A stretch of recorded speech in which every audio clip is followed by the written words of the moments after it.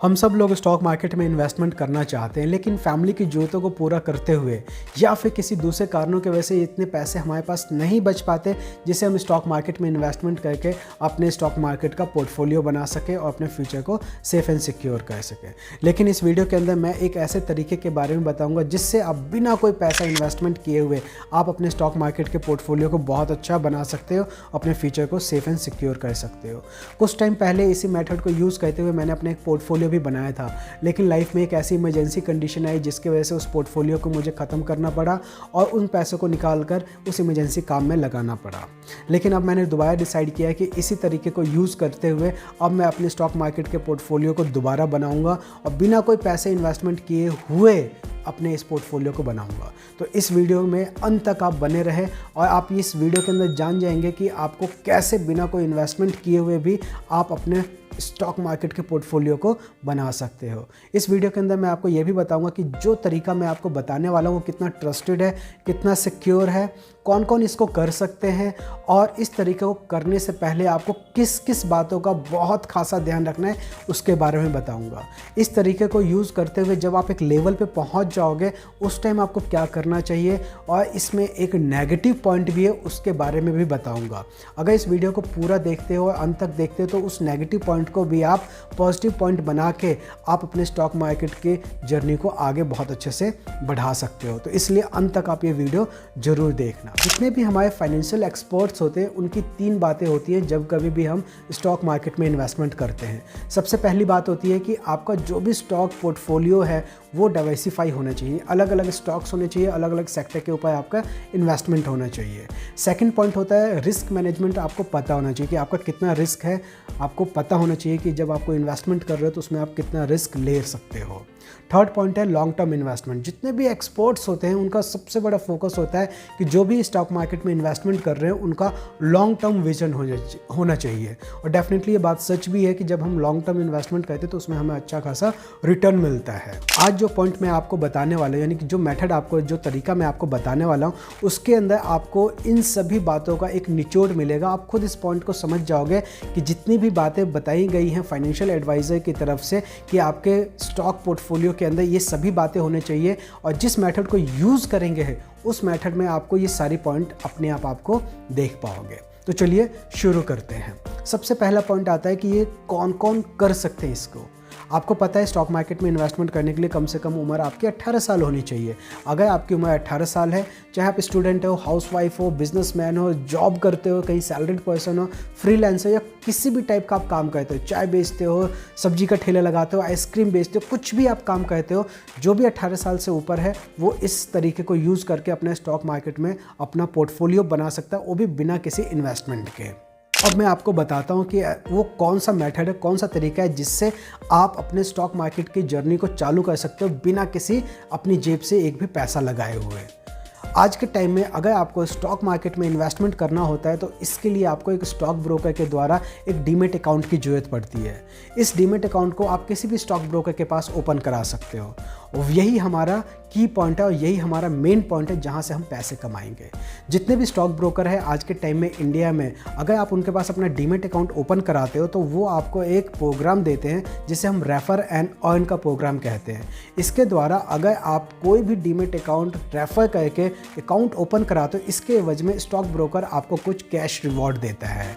For example किसी एक stock broker के पास हम जाते हैं, वहाँ पे अपना डीमेट अकाउंट ओपन कराते हैं और उस डीमेट अकाउंट जहाँ पे हमने ओपन कराया है वहाँ से एक लिंक के थ्रू और किसी को रेफ़र करते हैं, अपने दोस्तों को, रिलेटिव्स को, कलीग को, और वो अपना डीमेट अकाउंट ओपन कराते हैं। तो इसके एवज में आपका स्टॉक ब्रोकर आपको कुछ कैश रिवॉर्ड देगा जो कि 100 रुपये से स्टार्ट होकर 500 रुपये और 1000 रुपये तक भी जाता है। तो यही हमारा मेन इन्वेस्टमेंट है। सबसे पहले हमें अपना डीमेट अकाउंट ओपन कराना है किसी भी स्टॉक ब्रोकर के पास।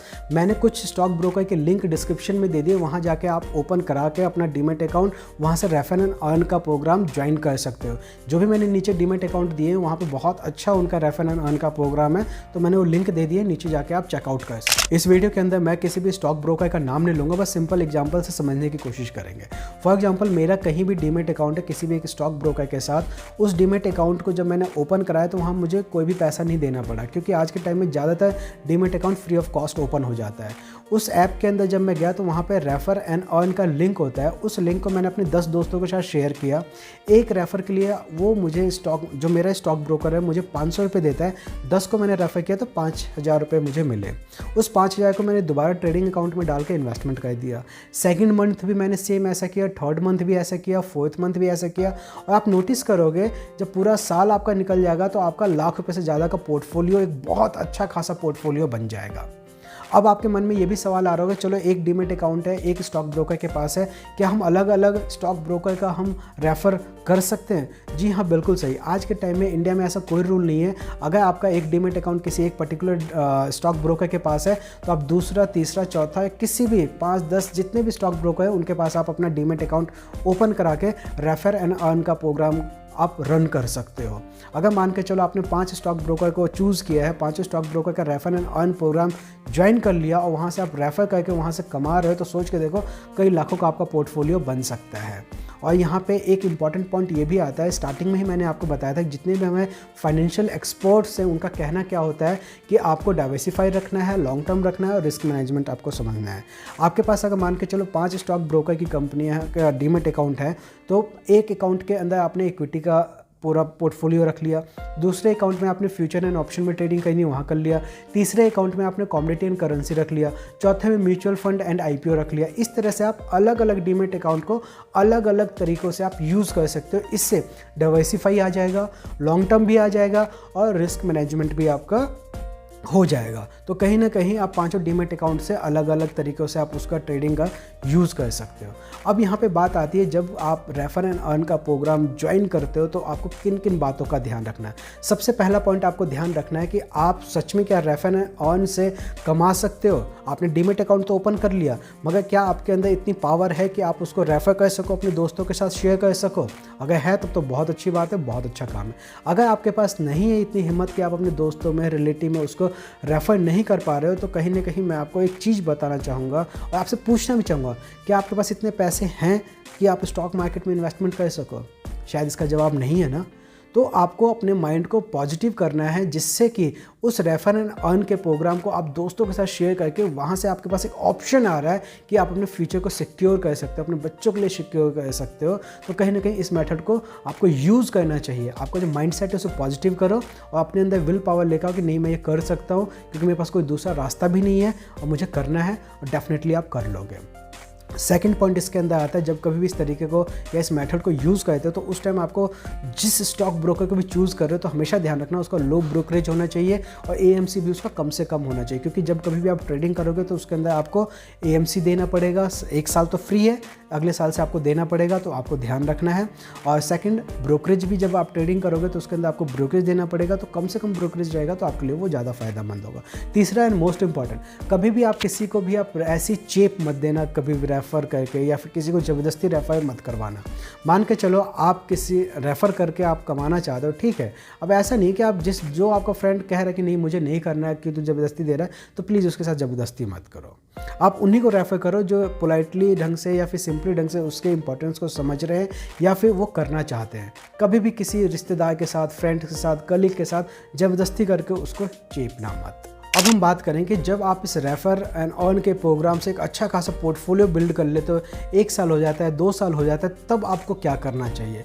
जब आप एक लेवल पे पहुंच जाते हैं ना, तो उस टाइम आपको बहुत अच्छा नॉलेज हो जाएगा स्टॉक मार्केट का और कहीं ना कहीं आपका पोर्टफोलियो भी बहुत अच्छा खासा हो जाएगा। तब आपको डिसाइड करना चाहिए कि आपके पास अगर मान के चलो 2, 4, 5 या 10 जितने भी डीमेट अकाउंट है जिनका भी आपने रेफ़र एंड अर्न का प्रोग्राम चालू किया था, क्या आप उसको सच में कंटिन्यू कर पा रहे हो या नहीं कर पा रहे हो। जिस चीज़ को आप कंटिन्यू नहीं कर पा रहे हो, उस डीमेट अकाउंट को बहुत ही प्रॉपर्ली ढंग से क्लोज़ करवा दो, ताकि आपका टेंशन थोड़ा कम हो, मॉनिटरिंग आपको कम से कम करनी पड़े।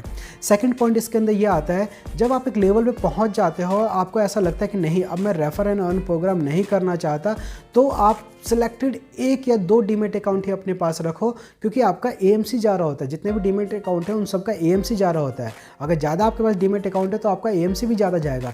इसलिए जब आप रेफ़र एंड अर्न प्रोग्राम अब नहीं करना चाहते तो अपने जितने भी डीमेट अकाउंट है उन सबको क्लोज़ करवा दो। सिर्फ 1 या 2 डीमेट अकाउंट रखो जिसमें सच में आप ट्रेडिंग करना चाहते हो या अपने उस पोर्टफोलियो को और आगे ग्रोथ करवाना चाहते हो। Last point, negative point.